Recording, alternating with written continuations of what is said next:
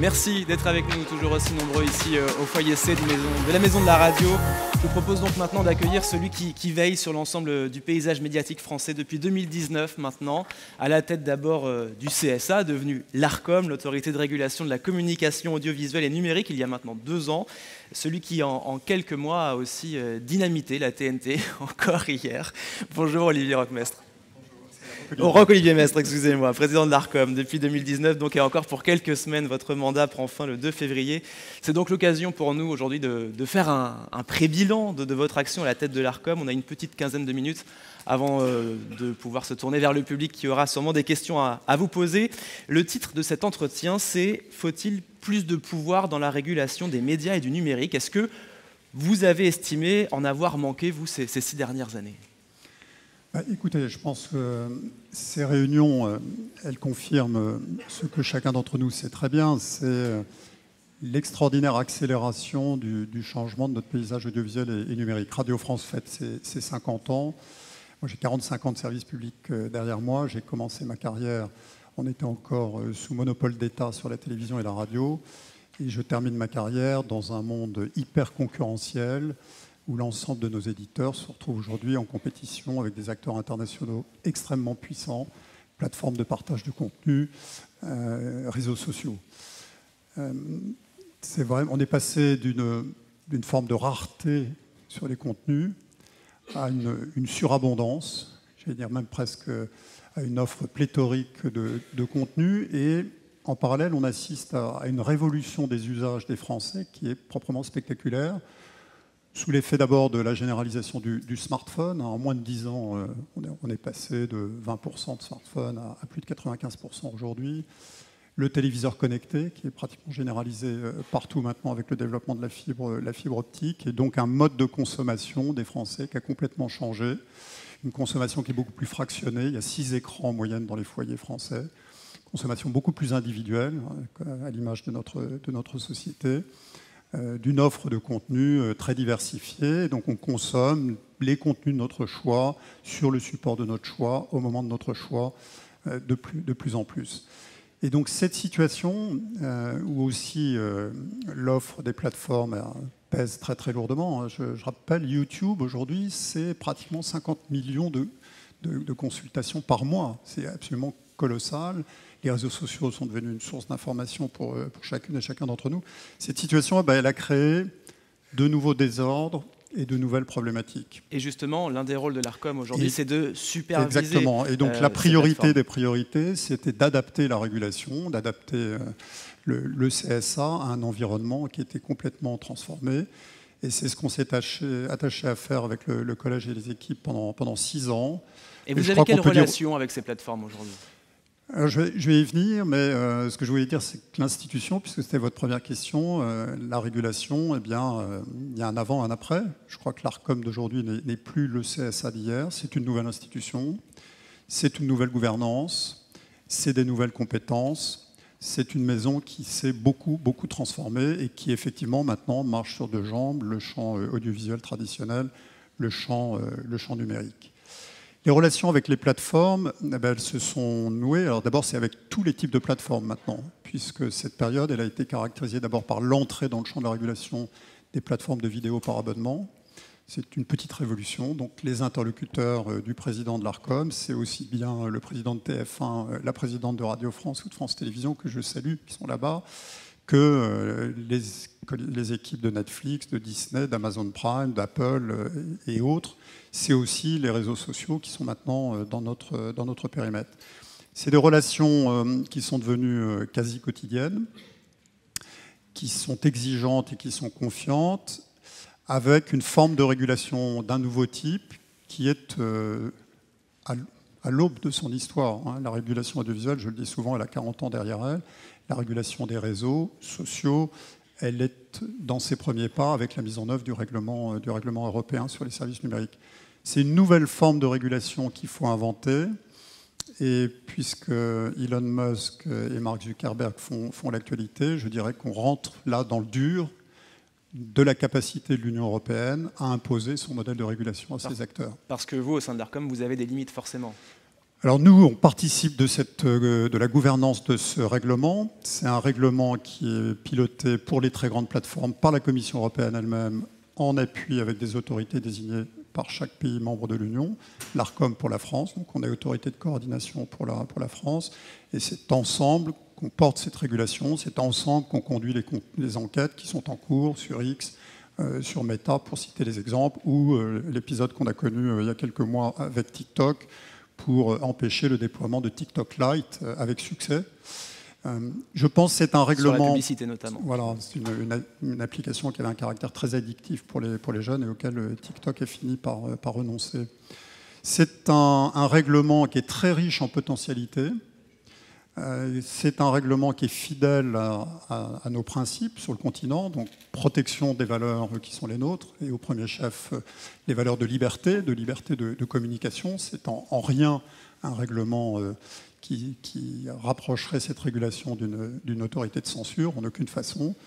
Mais c'est un règlement qui vise à avoir un Internet plus sûr, plus responsable, et à imposer à ces acteurs des obligations nouvelles sous la supervision d'un régulateur disposant d'un pouvoir de sanction important, pour faire en sorte, et c'est le moins qu'on puisse attendre de ces acteurs, qu'on trouve moins de contenus illicites que ceux que l'on trouve aujourd'hui sur ces réseaux. Et pour en revenir à cette question de pouvoir, est-ce qu'il faut, selon vous, plus de lois, plus de textes aujourd'hui pour donner plus de pouvoir à l'ARCOM ? Écoutez, moi, ma conviction, qui reste plus que jamais chevillée au corps, c'est que notre modèle de régulation tel qu'il est en vigueur dans notre pays, qui est un modèle d'équilibre entre la liberté et la responsabilité. C'est ce qui caractérise la loi de 1881 sur la liberté de la presse. Liberté, c'est le principe, liberté éditoriale des médias, liberté de communication, mais en regard, responsabilité. La loi de 86 sur l'audiovisuel, c'est le même principe. La liberté, l'ARCOM, on l'oublie tout le temps, est d'abord garant de cette liberté publique fondamentale. C'est ce que nous faisons tous les jours, c'est de protéger votre travail, le travail des éditeurs, le travail de ceux qui s'expriment dans les médias. Mais l'autre principe, c'est celui de la responsabilité. Un patron de presse peut écrire tout ce qu'il veut dans ses journaux, jusqu'au moment où il enfreint les incriminations qui sont posées par la loi de 1881. Donc ça veut dire quoi, plus de textes ou pas plus de textes ? Non, moi je pense que la régulation, justement, c'est sa vertu. Il faut garder ce modèle d'équilibre et je pense qu'on n'a rien à gagner dans plus de réglementation, plus de sanctions, plus de limitations à la liberté. Je pense que ce qui caractérise une démocratie, c'est précisément le pluralisme des médias, c'est précisément la liberté éditoriale des médias.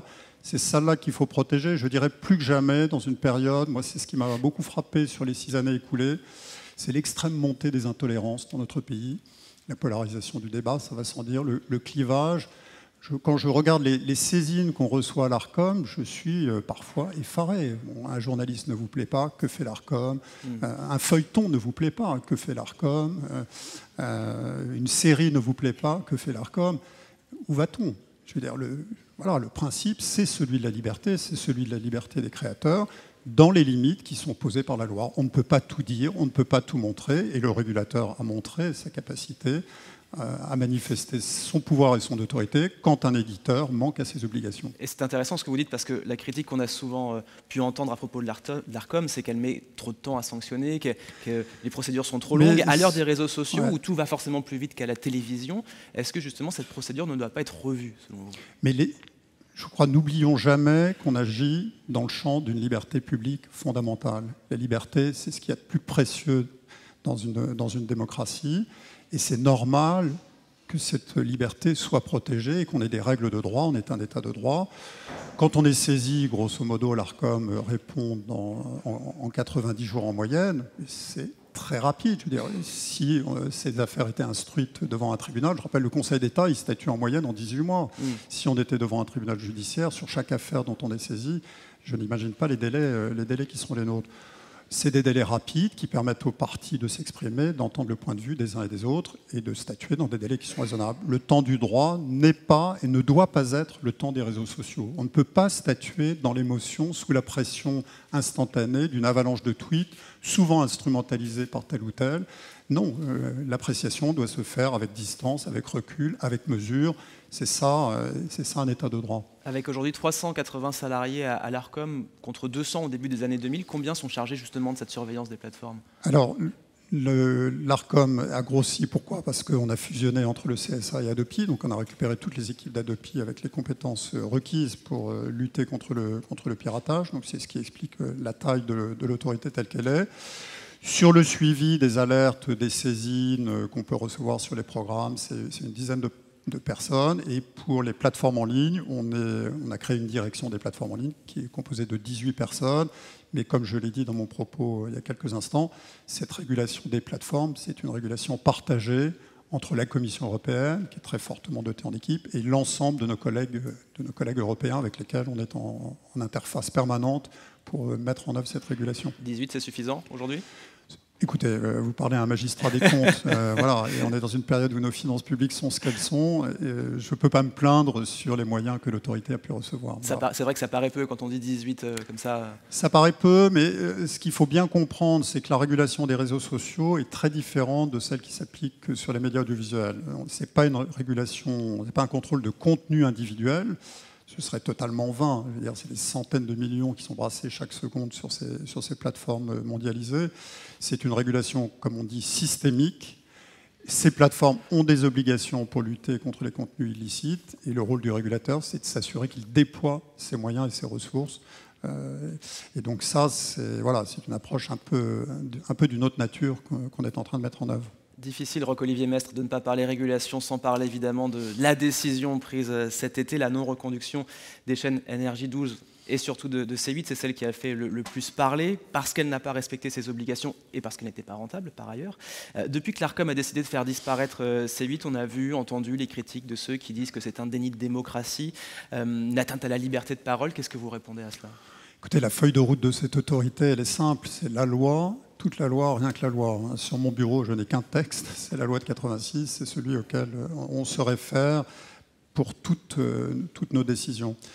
Il faut rappeler des choses un peu simples. Les fréquences sur lesquelles émettent les éditeurs, c'est un bien public qui nous appartient à nous tous, qui est très rare, qui est attribué pour des durées limitées, 10 ans renouvelables une fois, 5 ans, donc 15 ans maximum, qui sont attribués gratuitement, contrairement aux télécoms, où les fréquences sont attribuées après des mécanismes d'enchères. Le principe, c'est qu'on autorise un éditeur, il a un régime d'obligations auquel il est soumis, on ne lui demande pas grand-chose, on lui demande de respecter ses obligations. Et le régulateur, il est là pour y veiller. Deuxièmement, au moment de l'attribution des fréquences, on procède à un appel à candidature. Dans le cas d'espèce, il y avait 24 candidats pour 15 fréquences, donc c'est une procédure qui est très compétitive. Et donc l'autorité fait une analyse de l'ensemble des dossiers qui lui sont soumis et ensuite fait des choix en choisissant, au regard des critères qui sont posés par la loi, le pluralisme, l'intérêt du public, le respect des obligations, une série de critères, fait les choix et c'est ce que nous avons été amenés à faire. Je ne rentrerai pas dans le détail puisqu'il y a une procédure contentieuse devant le Conseil d'État, on verra ce que dira le Conseil d'État. En tout cas, l'Arcom défendra ses positions et je crois qu'elle a fait des choix qui était solide. Le point que je veux souligner, c'est qu'on va, dans cette période où tout le monde parle de pluralisme, on rentre dans une phase où on va avoir 2 éditeurs supplémentaires sur la TNT, 2 éditeurs nouveaux, un qui a un statut associatif et porté par un titre de presse très important, la presse quotidienne régionale, Ouest France, loin d'être négligeable, un autre qui est porté effectivement par CMI France. Donc on élargit le pluralisme, ce qui est pour nous le fil rouge de la régulation. Le pluralisme est au cœur de l'action de ce régulateur et c'est ça qu'on a privilégié. De même qu'hier, dans la décision sur la numérotation, on a privilégié le pluralisme en permettant aux téléspectateurs d'avoir accès à une offre d'information de façon simple, fluide, comparative entre les 4 chaînes d'information continue. Sur la numérotation, on rappelle juste pour peut-être ceux qui ont raté un épisode, effectivement, il y a eu des communications hier sur une nouvelle numérotation de la TNT à partir du 6 juin, avec notamment France 4 qui passe sur la 4, avec un bloc d'infos qui sera constitué de BFM, CNews, LCI, France Info, qui vont rejoindre les canaux 15 et 16, et donc ces nouvelles chaînes CMI et OFTE qui seront placées devant RMC Story, RMC Découverte. Là, vous n'avez fait que respecter la loi, la logique. On a respecté absolument la loi. On a fait en même temps attention aux équilibres économiques du secteur. C'est un point que je voulais peut-être souligner devant vous. Parce que ça fait grincer des dents chez BFM, RMC notamment. Ça fait grincer des dents chez un acteur. Bon, C'est quand même, faut relativiser un tout petit peu les choses. Acteur qui n'est pas du tout pénalisé, hein, je rappelle qu'il reste tête de fil des chaînes d'information en continu et qu'il avance de 2 numéros. Donc on l'aurait de nouvelles chaînes arrivent devant ces chaînes historiques qui se portent bien et qui ont fait leurs preuves. On ne peut pas être un adepte du libéralisme et le refuser pour soi. C'est dit. Je crois que l'intérêt général, qui est celui qui nous guide, l'intérêt du public et le pluralisme, puisque c'est ça que la loi nous demande de privilégier, et la loi nous donne depuis 2021 la faculté de constituer des blocs thématiques, militer pour cette solution qui était attendue par beaucoup de personnes. Et je pense pour le téléspectateur, ce sera beaucoup plus confortable de pouvoir dérouler de 13 à 16 l'ensemble des chaînes d'infos et choisir la chaîne d'infos de son choix, plutôt que d'avoir à zapper de 15-16 à 26-27. Toutes ces décisions sur la TNT, certains ont beaucoup dit ils ne le feront pas, ils ne le feront pas au CSA. Est-ce que vous le faites aussi pour affirmer une sorte d'autorité ? Mais oui.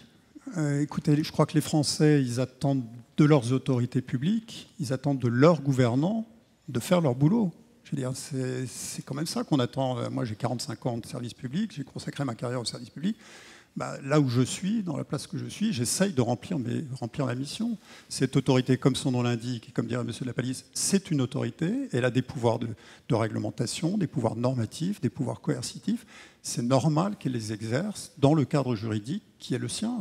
Ne pas le faire serait une défaillance de la part de l'autorité. Je rappelle qu'on le fait sous le contrôle du juge, donc les éventuelles erreurs qu'on pourrait commettre seraient sanctionnées bien évidemment immédiatement par le Conseil d'État, mais c'est normal que les pouvoirs publics, là où ils sont, remplissent leur mission. Il nous reste quelques minutes avant de passer aux questions du public. J'aimerais qu'on parle de la création, parce que c'est l'un des autres axes de travail de l'ARCOM. Veiller à ce que les plateformes contribuent à la création audiovisuelle française. Netflix, Disney+, la plateforme Amazon Prime Video ont contribué à hauteur de 362 millions d'euros en 2023. Ça fonctionne, même si certains traînent la patte. Ça veut dire que la régulation, finalement, n'a pas fait fuir ces plateformes en France ? Écoutez, pour moi, ça sera certainement... comme vous le savez, j'ai consacré ma carrière...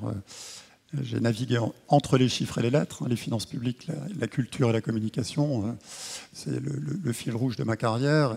Et donc pour moi, c'est une des très grandes satisfactions de ce mandat, c'est d'avoir fait rentrer dans le champ de la régulation Netflix, Disney, Amazon, Apple maintenant, d'autres qui viennent, et donc de contribuer de cette façon-là, de façon massive, au financement du cinéma et de la production audiovisuelle. Ces 3 plateformes, Netflix, Disney, Amazon, depuis 3 ans, sur les 3 dernières années, c'est 866 millions d'euros supplémentaires pour le financement du cinéma et de la production audiovisuelle dans notre pays. C'est le résultat de l'application d'une directive européenne sur les services médias audiovisuels. Et c'est un grand motif de satisfaction. Oui, ça fonctionne. On a réussi à étendre le champ de l'exception culturelle. Je me suis beaucoup battu sur ce sujet-là, notamment quand je travaillais auprès du président Jacques Chirac, à ce moment-là où la France a affirmé ce concept qui a été repris dans une convention de l'UNESCO, comme vous le savez. Je trouve que c'est un grand motif de satisfaction d'avoir ces plateformes dans notre périmètre. Mais c'est vrai que dans le rapport que vous avez réalisé, on voit que ces plateformes se tournent surtout vers les films à gros budget, les grosses productions. Comment les pousser à aller justement vers un cinéma plus indépendant qui fait aussi la richesse de ce cinéma? Alors, je pense d'abord, c'est des conventions qui nous lient avec eux, sur lesquelles on a quand même des critères qui permettent d'assurer une diversité à la fois de genre entre l'animation, le documentaire et les autres types de films, et puis la taille des films. Et je pense qu'année après année, le dispositif va s'affirmer. L'important, c'était de les faire rentrer dans le système de façon non contentieuse. Ils ont joué le jeu. Nos acteurs nationaux, producteurs de cinéma, producteurs audiovisuels, ont pris le chemin maintenant de ces plateformes. Et ça permet aussi de valoriser nos œuvres à l'international avec quelques grands succès grâce à la dimension mondiale de ces plateformes. Et à côté de ces plateformes, on a toujours Canal+, TF1, M6 qui restent de gros contributeurs. Est-ce qu'il faut les protéger un peu mieux parce qu'ils ont des modèles un peu fragiles? Oui, moi c'est le point sur lequel je voudrais insister. On parle beaucoup de pluralisme interne à chaque média. Le point qui est central aujourd'hui, c'est de veiller à l'équilibre économique de l'ensemble de nos médias de contenu, presse écrite, radio, télévision, qui sont aujourd'hui sérieusement menacés. C'est le point d'alerte, à mon sens, auquel il faut être très attentif. Les grands acteurs du numérique captent aujourd'hui un peu plus de 50% de la publicité attribuée au secteur des médias.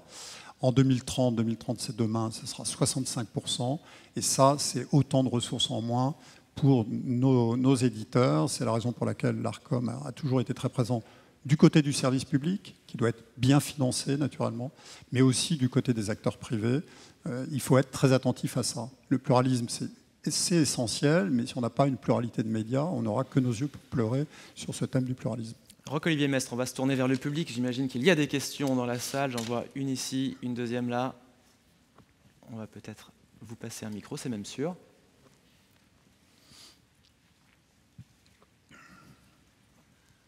Joël Herstel, je suis à la tête de Satellifax, qui est une lettre professionnelle spécialisée sur l'audiovisuel et le cinéma.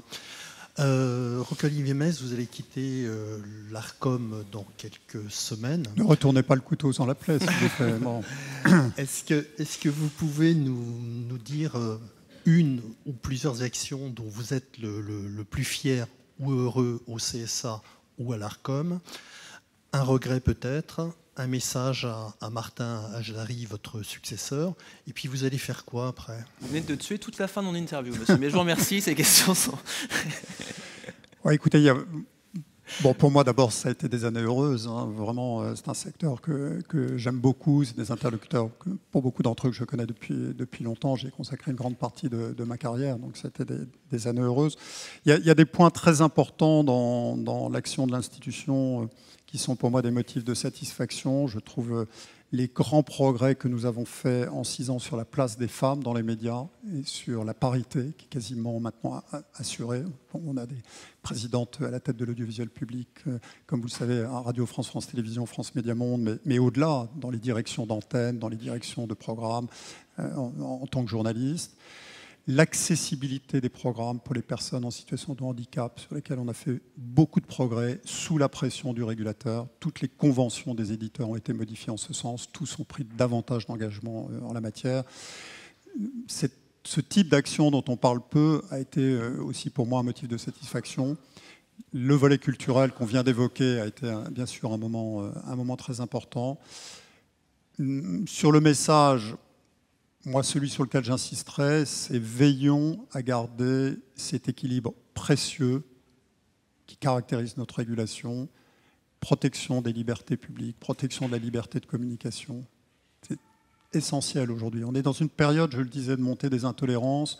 On voit sur le continent européen s'exprimer dans un certain nombre de pays la tentation de renier sur ce modèle libéral. Ce modèle équilibré entre la protection d'une liberté et puis la responsabilité pour protéger les publics me paraît extrêmement précieux. Il faut y être attentif et le sauvegarder. Et c'est en tout cas le message que j'ai transmis à Martin Ajdari en lui disant sois très vigilant là-dessus.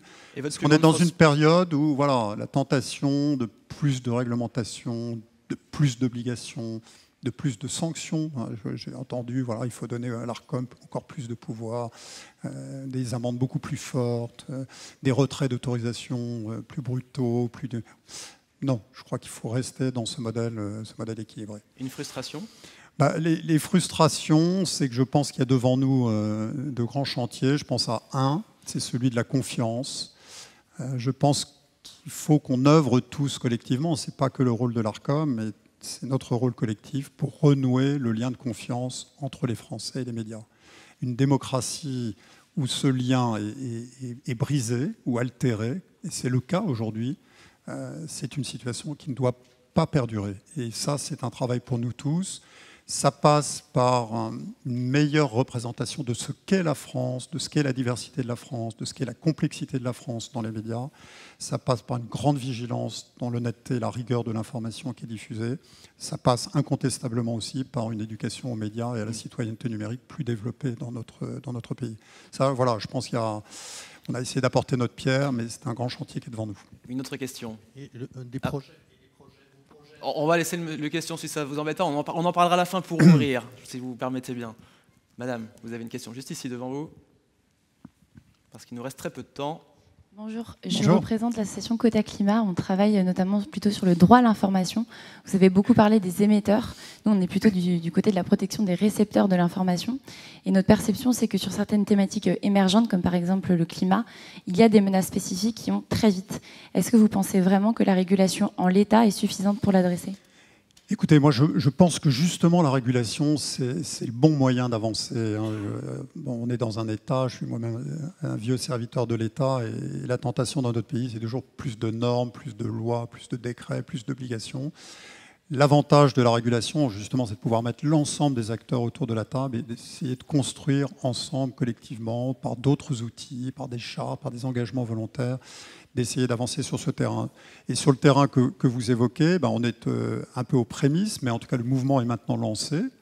Les éditeurs ont des obligations en la matière pour d'abord évoquer beaucoup plus dans leur programme ces sujets-là, pour eux-mêmes développer une politique qui soit plus vertueuse. Et donc, le régulateur est maintenant en mouvement sur ces thèmes. Et donc, voilà, je pense que on parlait de la feuille de route pour mon successeur. C'est un des chantiers, je pense, pour lui, intéressant pour les années à venir de son mandat. Allez, une dernière question, madame. Bonjour.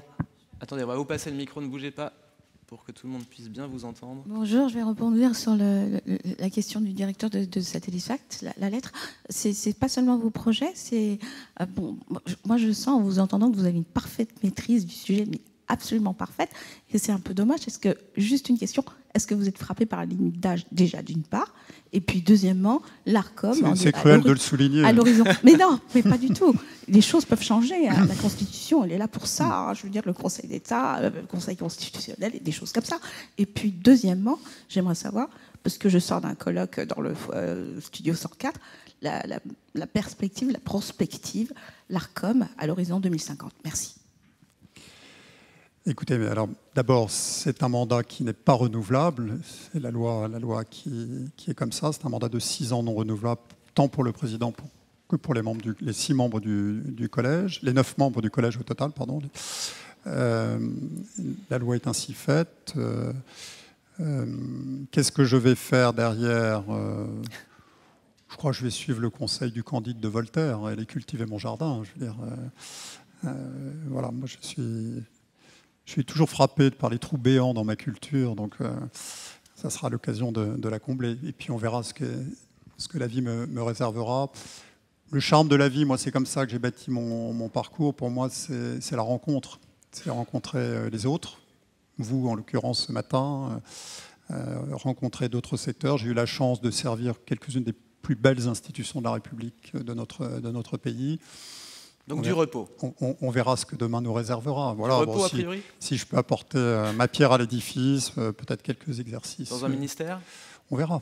Bon. Et pour 2050, pour terminer rapidement, comment vous voyez l'ARCOM en 2050 ? Écoutez, moi je pense que la régulation, elle a de belles heures devant elle. Hein. Moi, vous l'avez senti dans mon propos, moi je ne crois pas qu'il faut aller vers une accumulation de réglementations supplémentaires. Il faut faire confiance aux acteurs, dans un cadre qui est, je trouve, bien balisé. La loi de 86 fixe un cadre très équilibré, comme je le disais. Bon, c'est une loi qui méritera sûrement d'être toilettée, modernisée. Mais avoir une autorité de régulation, une autorité indépendante, hein, j'insiste là-dessus, et je pense que mon mandat a bien montré le caractère indépendant de cette institution, et je pense que vous le sentez dans mon expression, que c'est aussi mon tempérament. C'est vertueux, plus qu'un rapport... autoritaire, j'allais dire, de l'État avec les médias. Il faut préserver l'indépendance des médias. Et voilà, moi, je pense que cette autorité a une belle dynamique. Les 6 ans là, qui viennent de s'écouler ont été l'occasion d'une très belle transformation. On a eu de très beaux règlements européens. C'est une autorité voilà, qui a le vent en poupe. Elle est critiquée, ce qui est normal, bon, comme toute autorité publique. Donc, j'ai confiance pour elle dans les années qui viennent. Merci beaucoup. Merci beaucoup de votre invitation. Merci d'avoir accepté l'invitation de Médias en scène aujourd'hui. Bonne fin de mandat. Bonne continuation. Merci à vous.